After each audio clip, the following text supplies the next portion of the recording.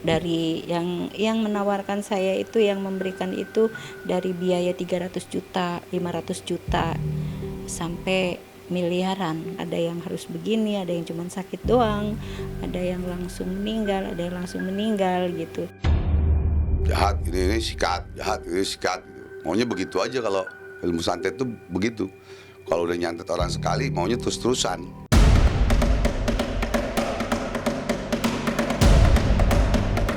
Meski selalu dilakukan secara rahasia, fenomena santet masih terus terjadi hingga saat ini. Diam-diam, ilmu hitam milik dukun-dukun santet terus dipraktekan. Sementara itu, praktisi yang pernah mencelakai target dengan ilmu hitam banyak yang mulai melakukan pertaubatan. Mereka merasa tidak pantas lagi melakukan kejahatan kepada orang dengan ilmu hitamnya karena mulai tersadar serta ingat akan dosa. Dan pada edisi Hari Raya Idul Fitri kali ini, inilah permintaan maaf dari dua spiritualis yang pernah mengirim ilmu hitam untuk orang-orang, tapi kemudian memilih pensiun serta minta ampun dan mendekatkan diri kepada Tuhan Yang Maha Esa. Jangan dulu berlalu, masih akan ada banyak keganjilan terjadi di sini. Dan jangan lupa subscribe, like, share, dan komen agar tak ada yang terasa ganjil di sekitar Anda.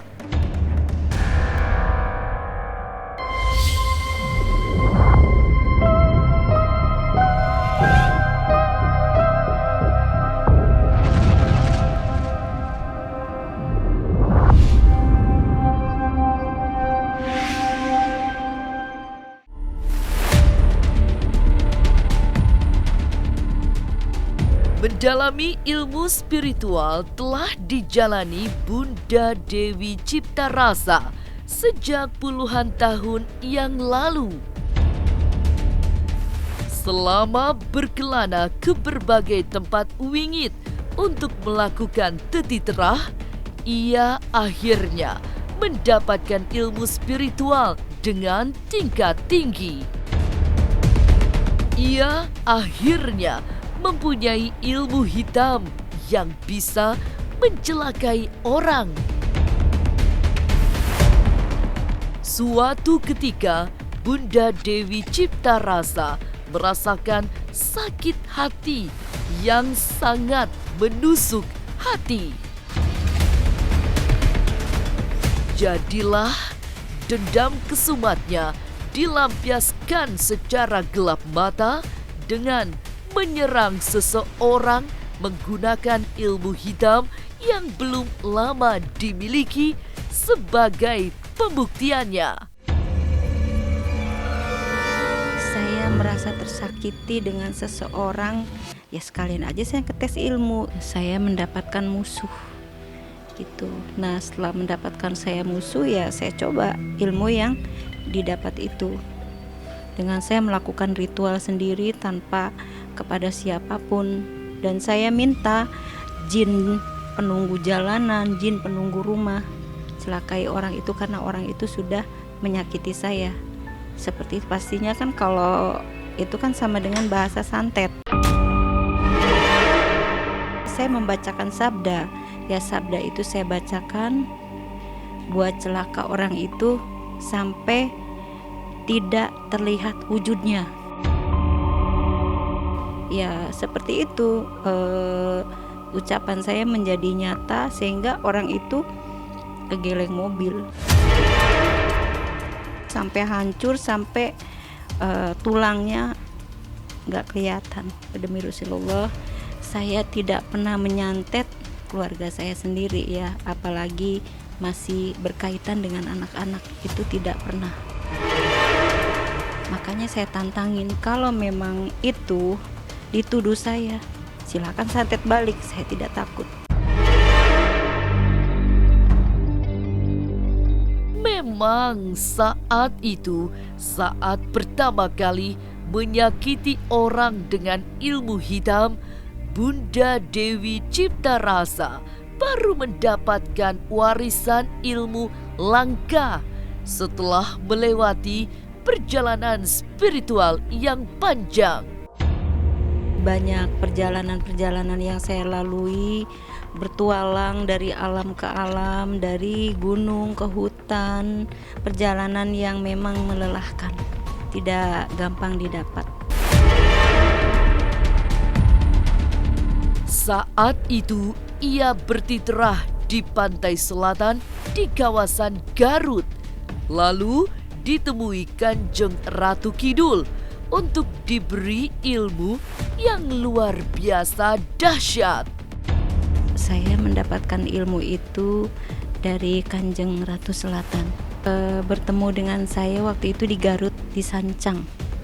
Beliau datang kepada saya bersama Eyang Wali Sakti Kudratullah ya. Waktu itu saya diberikan ilmu, dan ilmu itu saya juga disumpah.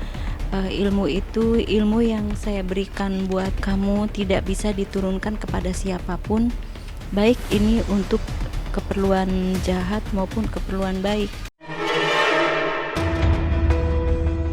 Setelah mendapat ilmu hitam yang mampu mematikan seseorang, Bunda Dewi Ciptarasa mulai berhati-hati.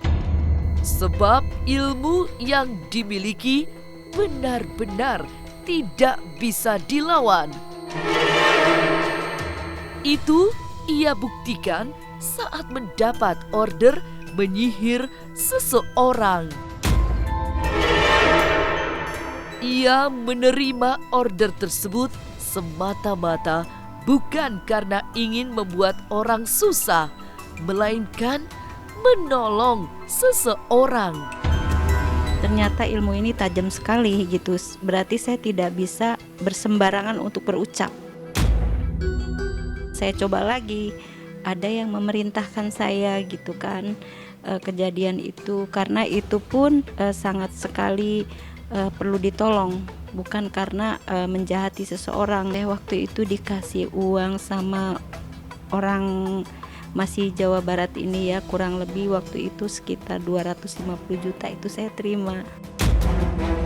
Karena memang kronologisnya memang orang itu harus dihantam, ya saya laksanakan gitu. Ya mati.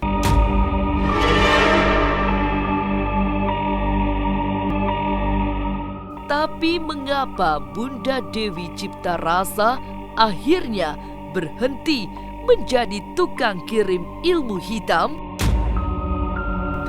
Apa yang membuatnya menolak tawaran celakai orang dengan imbalan miliaran rupiah? Jangan kemana-mana, tetap subscribe, like, share, dan komen agar tak ada yang terasa ganjil di sekitar Anda.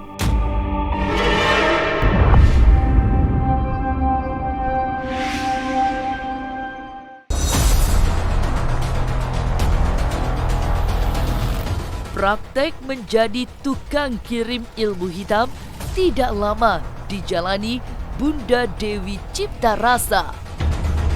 Perjalanan ibadah haji pada tahun 2006 silam menyadarkan bahwa ulahnya tersebut adalah sebuah dosa.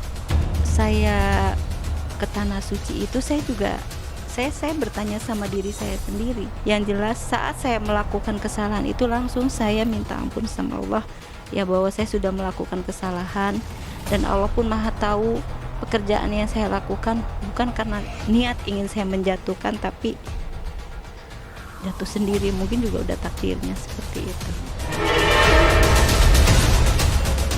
Sepulang beribadah haji, ia pun meminta ampun dan benar-benar sudah meninggalkan pekerjaan jahatnya tersebut.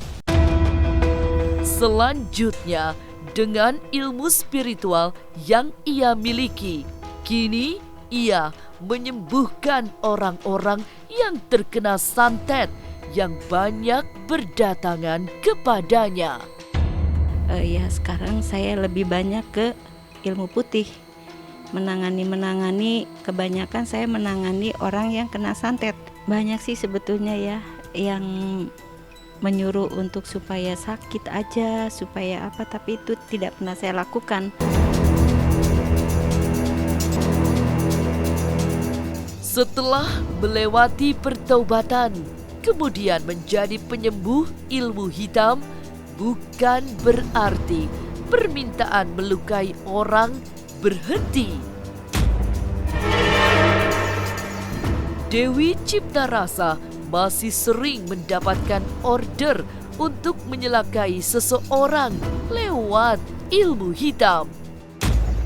Tapi untungnya niat membersihkan diri lewat pertaubatan tak bisa dibeli.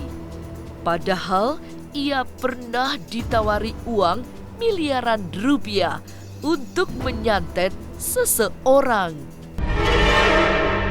Tawarin miliaran pastinya sangat fantastis sekali gitu, tapi saya tidak tergiur dengan hal itu. Tidak menangani pekerjaan santet. Ya kadang sih tergoda ya, siapa yang gak tergiur gitu dengan bayaran-bayaran ratusan juta. Dari yang menawarkan saya itu, yang memberikan itu dari biaya 300 juta, 500 juta sampai miliaran pastinya gitu. Itu pun berbagai tingkatan, ada yang harus begini, ada yang cuma sakit doang, ada yang langsung meninggal gitu. Tawaran itu sampai sekarang masih mengalir untuk saya. Saya takutnya imbasnya ke keluarga ya, anak-anak saya, anak cucu saya gitu. Jadi saya tidak mau asik sendiri dengan menikmati uang haram. Dan pada akhirnya kini Bunda Dewi Ciptarasa sudah benar-benar meninggalkan ilmu hitamnya. Kini ia menjadi sosok yang dekat dengan Tuhan dengan rajin beribadah dan membaca Al-Quran sebagai penenang jiwanya. A'udzubillahiminasyaitonirrajim. Bismillahirrahmanirrahim. Alif Lam Mim. Di momen Idul Fitri ini, ia ingin meminta maaf atas masa lalunya yang kelam yang kini sudah berubah bersih dan suci. Assalamualaikum pemirsa Ganjil Misteri. Saya Dr. Anda Hajah Dewi Ciptarasa. Di momen Hari Raya Idul Fitri ini, kita menyambut Hari Raya Idul Fitri ini, saya mengucapkan mohon maaf lahir dan batin yang sedalam-dalamnya, terutama kepada orang-orang yang saya sudah melakukan kesalahan. Di momen yang seperti ini, di hari raya ini, di hari Ramadan ini, saya minta maaf dan saya tidak melakukan pekerjaan hal-hal seperti itu. Cerita menjadi dukun santet juga diuraikan oleh praktisi spiritual Bang Haji Ridwan Koboy yang cukup tenar di kalangan para praktisi. Dalam perjalanan spiritualnya, pimpinan sebuah majelis taklim ini pernah menjadi tukang santet. Itu terjadi di masa lalu saat masih muda dan gampang tersulut api kemarahan. Abang ini mendapatkan hinaan, cacian dan lain-lain. Ribut lah, tapi nggak ribut pukul-pukulan. Sehingga timbul namanya manusia yang masih muda dulu dan masih penendam, sehingga belajarlah Teluh untuk membalas dendam. Selama bertahun-tahun secara terus-menerus, Bang Haji Ridwan mempelajari ilmu teluh dari banyak daerah dari seluruh tanah Jawa. Belajar terus keliling. Itu dari Banten, ada namanya Kampung Buok, Banten. Sampai Cirebon, kalau ke Jawa Timur ya. Cirebon, Magelang, Situbondo, Bondowoso, Banyuwangi. Belajar. Sampai ke Bali. Kalau ke arah barat, ya dari Ciawi sampai ke Tasik, sampai ke Pamempek. Motifnya sederhana, hanya karena dendam. Benar, Bang Haji Ridwan pernah merasa sangat tersakiti sehingga mengobarkan bara dendam di dalam hati untuk kemudian melampiaskan ke Sumat lewat santet. Bagi banyak kalangan, dendam dan sakit hati menjadi alasan utama dalam melancarkan serangan santet. Itu karena dendam, sakit hati. Rata-rata orang-orang yang belajar teluh itu rata-rata diawali dari sakit hati, dendam, dan lain-lain. Sampai sekarang masih tahu dan masih ingat. Tapi sekarang sudah hijrah, sudah tinggalkan itu dunia persantetan perteluhan. Lalu apa yang membuat Bang Haji Ridwan akhirnya bertobat dan meninggalkan ilmu santetnya? Jangan kemana-mana, tetap subscribe, like, share, dan komen agar tak ada yang terasa ganjil di sekitar Anda.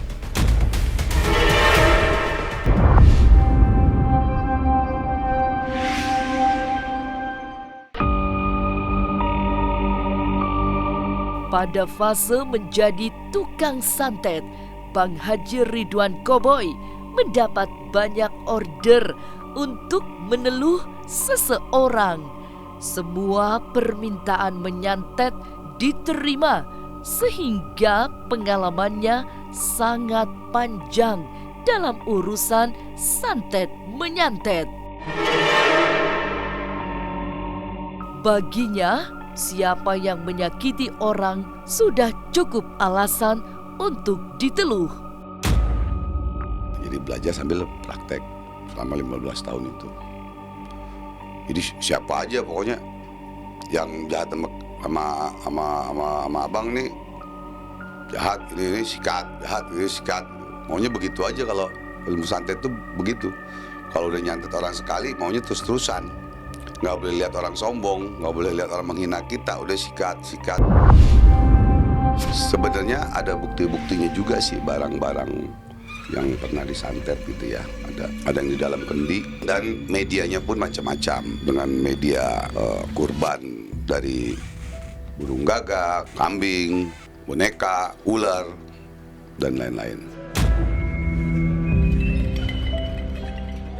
Lebih dari 15 tahun Bang Haji Ridwan menjalani pekerjaan hitam sebagai tukang santet. Tapi memasuki usia tua, muncul kesadaran untuk menyudahi semua yang berurusan dengan ilmu hitam. Praktis sejak awal tahun 2000-an, ia tak lagi berhubungan dengan santet. Meski permintaan menyantet orang tidak pernah sepi. Jadi merantau dan berguru teluh tahun 85 sampai tahun 2000 lah, kurang lebih sampai tahun 2000. Gitu. Jadi keliling Kalau ilmu santet Kalimantan dapatnya di Jakarta.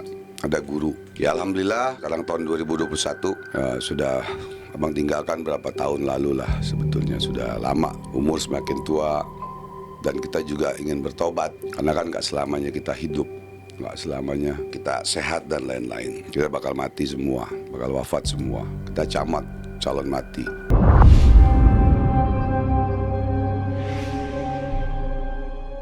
Dan pada akhirnya kini Bang Haji Ridwan benar-benar telah meninggalkan ilmu hitamnya.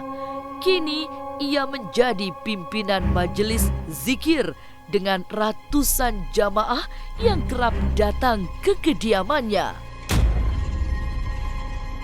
Di momen Idul Fitri kali ini, Bang Haji Ridwan memohon ampun kepada siapa saja yang pernah ia celakai dengan santetnya yang kini sudah ditinggalkannya. Abang mohon maaf lahir dan batin untuk semua yang mungkin pernah abang sakiti dengan kata-kata, dengan kelakuan. Abang mohon maaf lahir dan batin. Semoga kita mendapatkan ridha Allah dan mati dalam husnul khotimah. Santet memang bagai legenda yang tak pernah berhenti mengalirkan cerita seram. Meski fenomena santet tak pernah hilang, tapi satu demi satu pelaku santet bertobat. Semogalah di hari kemenangan umat Islam ini semakin banyak tukang santet yang pensiun. Inilah ganjil yang akan menguak berbagai misteri di alam nyata dan tak kasat mata. Tim Ganjil Misteri mengucapkan selamat merayakan Hari Raya Idul Fitri 1 Syawal 1442 Hijriah. Mohon maaf lahir batin. Sampai jumpa pada episode selanjutnya dengan kisah-kisah ganjil setiap hari Senin, Kamis, dan Jumat pukul 5 sore. Tapi sebelumnya jangan lupa subscribe, like, share, dan komen agar tak ada yang terasa ganjil di sekitar Anda.